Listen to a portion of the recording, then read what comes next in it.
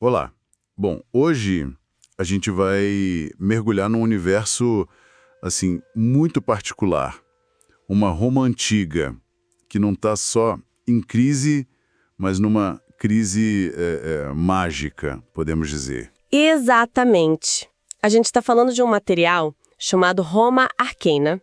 Ele reimagina o Império Romano lá por volta de 258 d.C., ou 1011 a Burbe Condita, né, no calendário deles. Que já era historicamente um período bem complicado, a tal da crise do terceiro século. Pois é, só que aqui a coisa fica mais estranha ainda.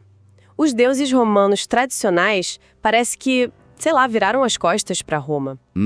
A lei começa a falhar, os imperadores são super instáveis, e aí você soma isso magia de verdade, monstros saindo de todo canto. E tem aquela imagem que você mencionou antes, de dinossauros. Sim, triceratopos especificamente. Imagina a cena, carroças sendo puxados por triceratopos nas ruas de uma cidade romana na Gália. Uma testemunha, ela chamou eles de grandes grifos, né? Não sabia o que era. Nossa, isso já dá o tom, né? É o familiar encontrando o fantástico de um jeito bem brutal. Totalmente. O cenário é sombrio mesmo. Tem até uma citação de Kipling na fonte que eu acho que pega bem o clima. Então, Július Fabricius morreu, e depois de certos séculos, a Roma Imperial também morreu. Uau! Dá essa sensação de fim de uma era, sabe? Com bárbaros, monstros, cultos estranhos ameaçando por todo lado. Lembra um pouco aquele poema famoso do Cavafy, A Espera dos Bárbaros. Aquela ameaça que paira, que tá chegando, ou talvez já esteja dentro. Exato. E essa sensação toda tem uma raiz bem profunda nesse cenário.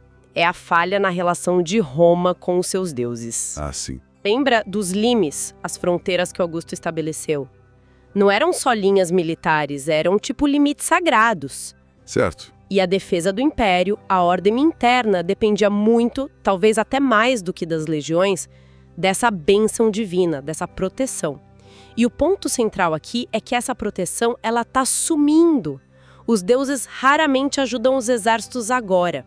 E num mundo onde esses poderes divinos são, digamos, reais, tangíveis, a falta disso deve ser catastrófica. É como se o escudo espiritual de Roma tivesse rachado. Exatamente essa imagem.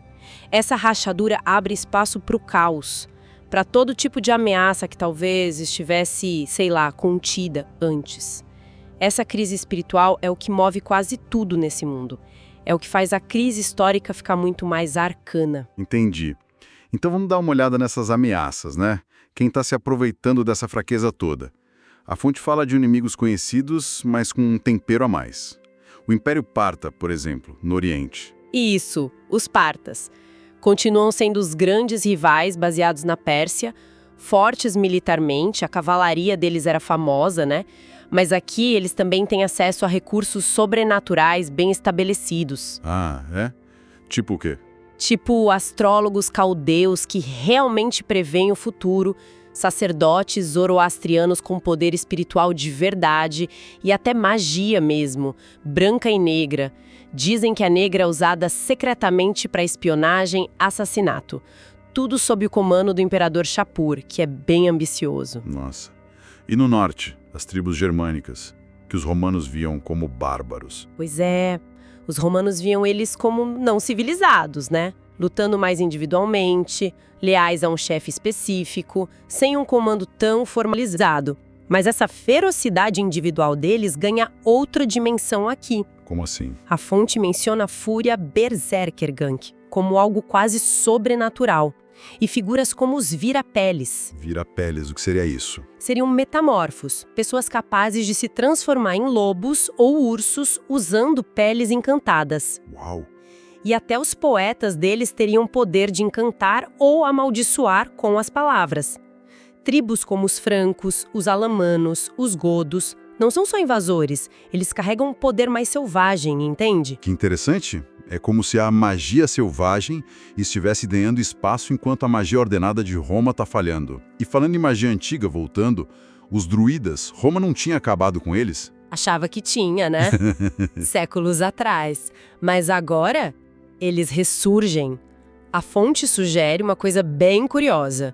Memórias de vidas passadas como druidas celtas estariam despertando em algumas pessoas. Sério? Sim, e com essas memórias voltam a arte mágica deles.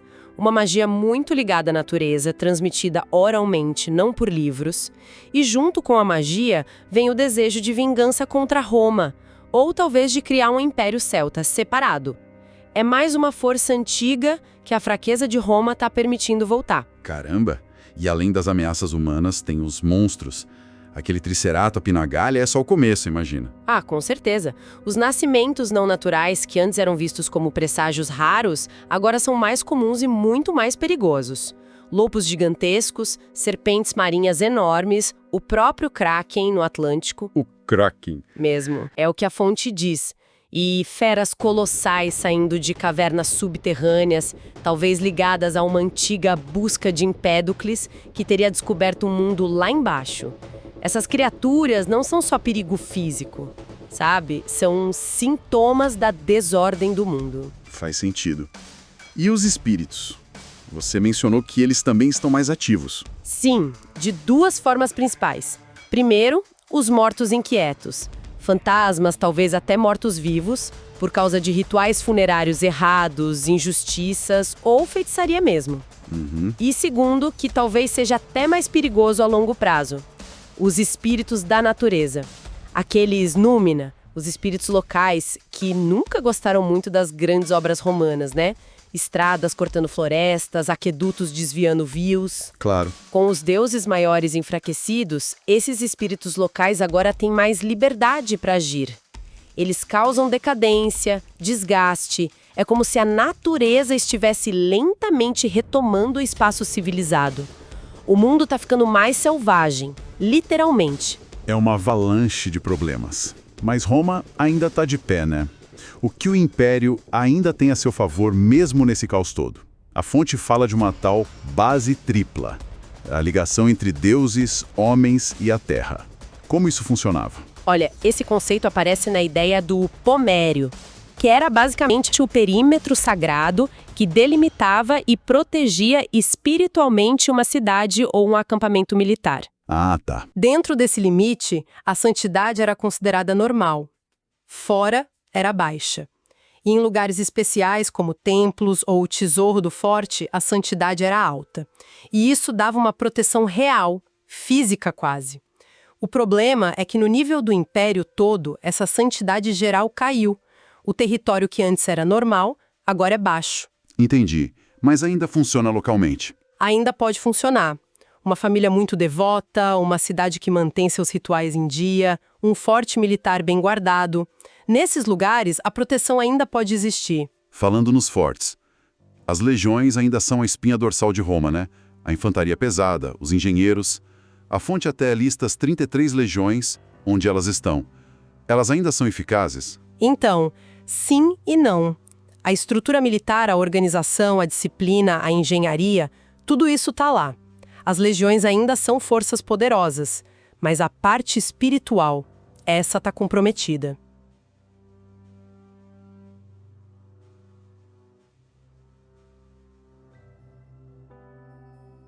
Dentro de cada forte, no quartel-general, que eles chamavam de Principia, tinha o Saxellum, o santuário.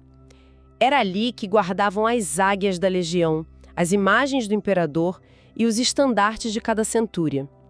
Esse lugar específico ainda tem santidade alta. E esses estandartes, pelo que eu entendi, não eram só bandeiras, né? Não mesmo. Eram muito mais. Eram como âncoras do poder divino ligado àquela unidade militar. Perder um estandarte em batalha, ou lutar sem ele por perto, era um desastre. Não só para a moral, mas espiritualmente. Significava perder a proteção dos deuses ali na hora. Caramba! Os porta-estandartes, os signiferi, eram também os tesoureiros. Guardavam o dinheiro da unidade ali no Sacellum, o lugar mais sagrado do forte. Mas, olha que crucial. A fonte diz que um benefício que eles chamam de propósito maior, que antes ajudava toda a legião em combate dentro do território imperial, agora só funciona para os guardiões que estão lá dentro do santuário. A conexão divina coletiva enfraqueceu demais. Isso deve ter um impacto tático enorme se os soldados sentem que os deuses não estão mais ali com eles da mesma forma. Precisamente. E isso ajuda a explicar por que cultos como o de Mitra estavam ficando tão populares entre os soldados. Mitra oferecia uma salvação, uma proteção mais individual, sabe? Algo que a religião oficial do Estado, focada no coletivo, já não parecia mais garantir com tanta certeza. Entendi. E o imperador nessa história toda? Na teoria, ele é o elo máximo entre o divino e o humano, o pater pátria, o pai da pátria. Como ele se encaixa nisso? Na teoria, sim. Mas na prática, a gente está na era dos imperadores de caserna. O Valeriano e o filho dele, Galieno, são os atuais no cenário, mas a instabilidade é total.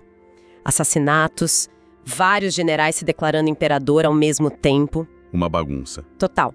Os imperadores estão totalmente consumidos pelas guerras, pelas ameaças imediatas. Tem pouco tempo, ou talvez pouca capacidade mesmo, para os deveres sacerdotais que conectavam o cargo ao divino. Aquela ligação com o gênio imperial, o espírito protetor do próprio império e do cargo de imperador, tá fraca. E essa fraqueza no topo deve piorar tudo, né? Com certeza. Reflete e talvez até agrave a crise geral. A máquina administrativa romana ainda existe. As cidades com seus conselhos, os governadores, os cobradores de impostos, mas o combustível espiritual, digamos assim, está acabando. Vamos então mergulhar mais fundo nesse cenário religioso e mágico.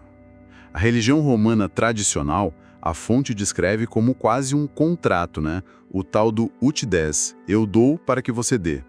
Bem focada no coletivo. Exato. Era uma relação muito prática. Sacrifícios, leitura de presságios, tudo isso era fundamental para manter a comunicação e a boa vontade dos deuses funcionando.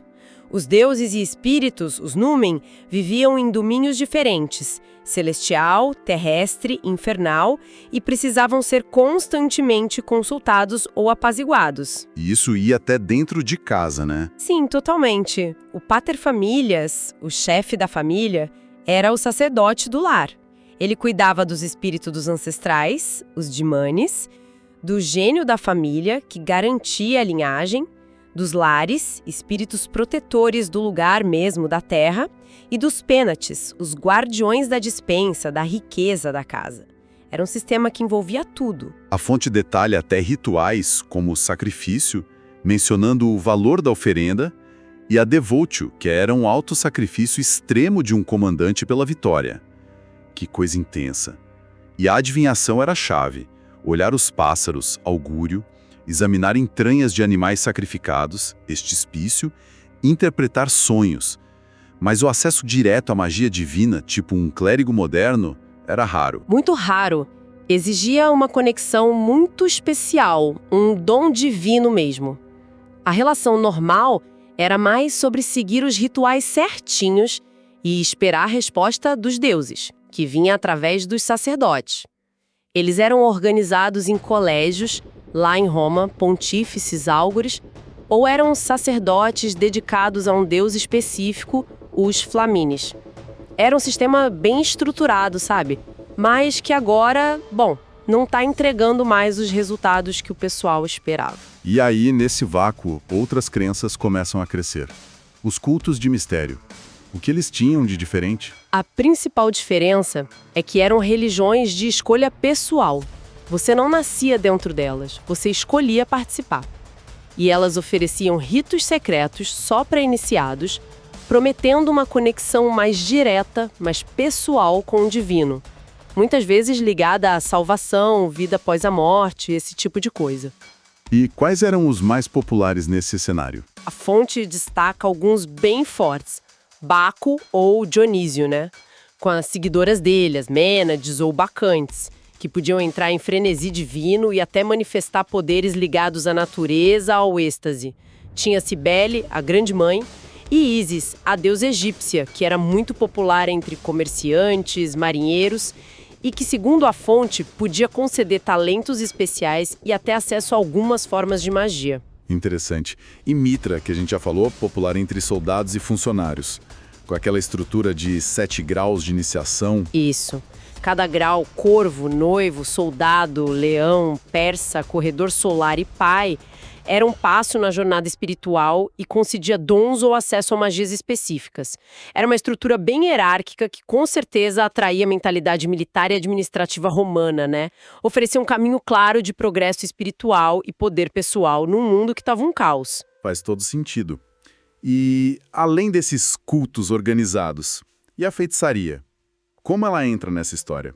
Olha, a Fontes escreve a feitiçaria mais como uma arte, uma habilidade, do que como algo necessariamente ligado aos grandes deuses. A energia mágica humana é vista como espíritos que podem ser comandados ou convencidos, sabe?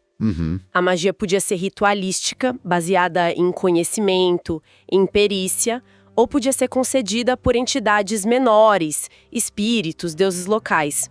Mas a aptidão natural para magia, o dom, era raro. Tipo 1 em 200 pessoas. E tinha tradições diferentes de feitiçaria. Sim, várias. Tinha a egípcia, muito ligada a Ísis, focada no poder do mago e em criar itens encantados. Tinha a judaica, que aqui é descrita como algo anterior à cabala que a gente conhece, e envolvia invocar o anjo Metatron para acessar conhecimentos e poderes, e tinham feiticeiros independentes que faziam pactos ou negociavam com espíritos para conseguir poder. E a tal da magia negra, as práticas consideradas hostis. Aí entram os druidas, que estão ressurgindo com a magia deles ligada à natureza e usando a sátira como arma mágica. Entram os necromantes, que têm raízes lá nos etruscos e que comandam espíritos dos mortos, podendo até fortalecer esses espíritos. E entram os virapeles germânicos, com a metamorfose deles através das peles de animais. São formas de poder que funcionam fora das regras romanas e muitas vezes contra Roma. Que complexo! E a astrologia e a filosofia? Onde elas se encaixam nisso tudo?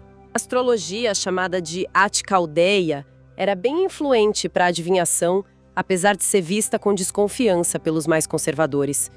E as escolas filosóficas, os históricos, com a aceitação do destino, os epicuristas buscando prazer tranquilo, os céticos duvidando do conhecimento humano, e os neoplatônicos, com Plotino buscando o divino pela contemplação intelectual, todas ofereciam visões de mundo alternativas.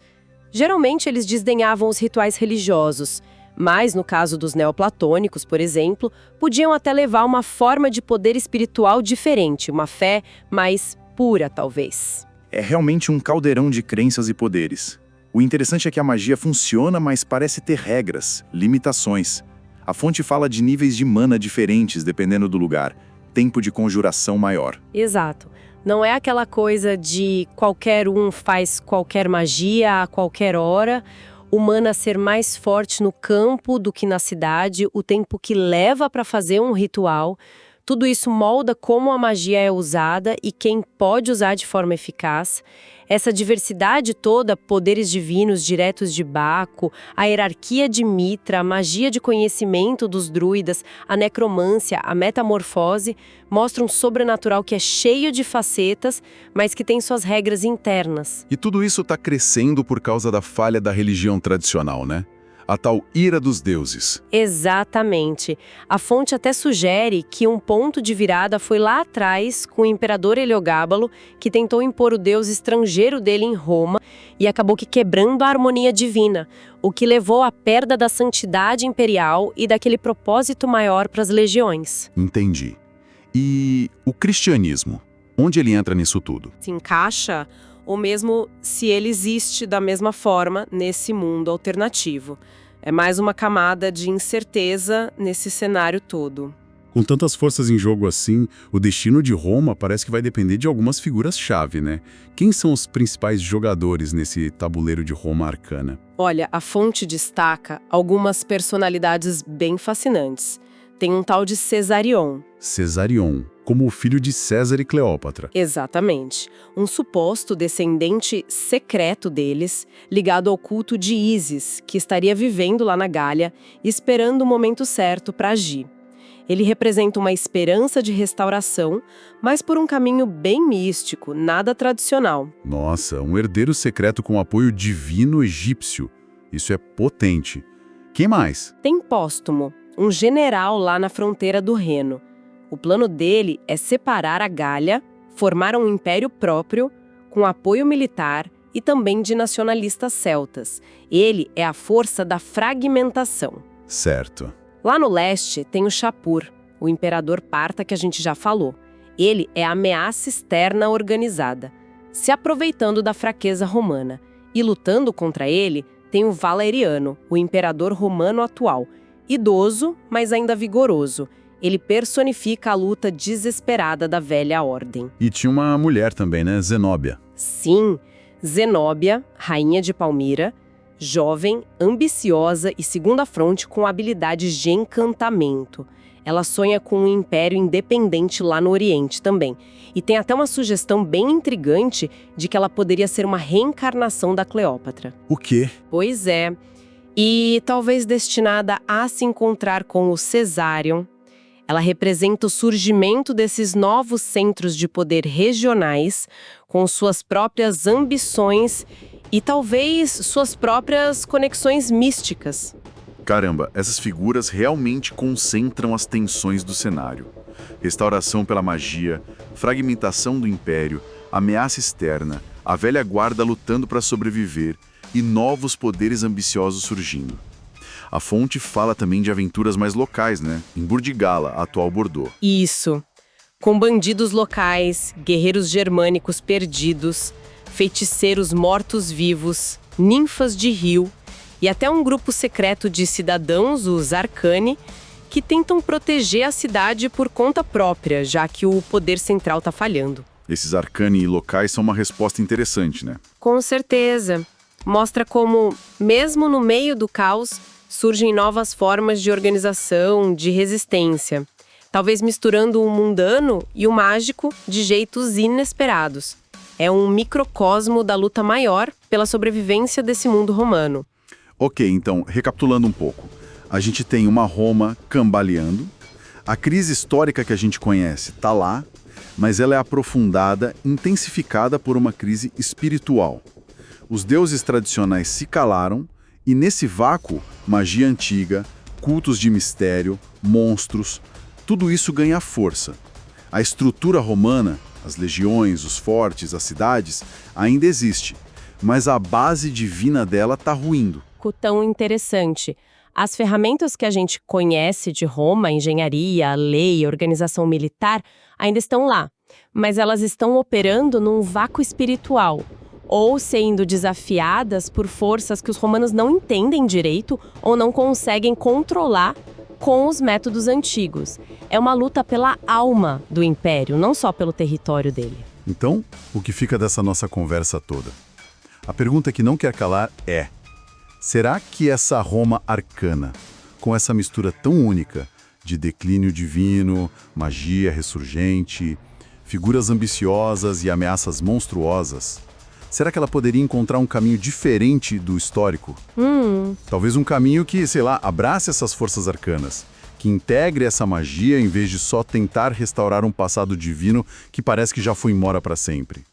Ou será que essa própria magia, esses cultos, esses monstros, só vão acelerar a queda no abismo? Pois é. Fica aí a reflexão, né? Algo pra gente pensar.